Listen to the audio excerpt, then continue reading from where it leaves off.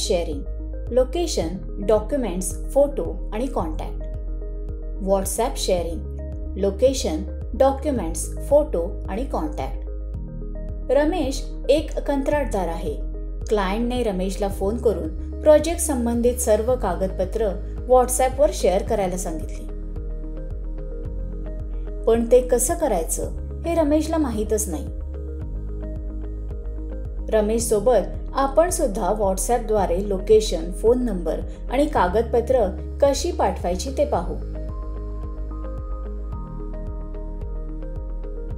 Location share करणं.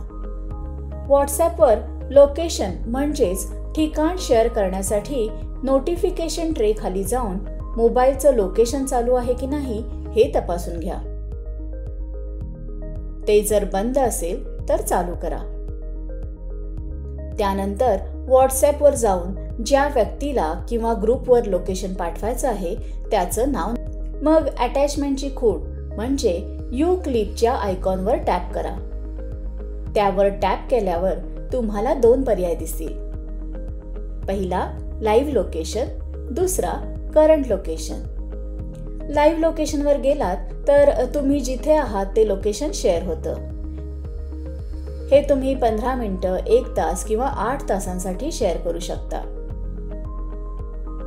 पाहिजे तेव्हा हे शेअरिंग मध्येच बंदही करता येतं. स्टॉप शेअरिंग वर क्लिक करून लाईव्ह लोकेशन शेअरिंग तुम्ही बंद करू शकता. करंट लोकेशन मध्ये तुमचं नेमकं लोकेशन किंवा जवळच्या ठिकाणचं लोकेशन शेअर केलं जातं. तुम्हाला हवं असेल तर तुमच्या जवळचं लोकेशन सिलेक्ट करू शकता. त्यानंतर सेंड बटनवर टॅप करून पाठवून द्या. कागदपत्र आणि फोटो शेअर करणं. कागदपत्र आणि फोटो शेअर करण्यासाठी सगळ्यात आधी व्हॉट्सॲप उघडा.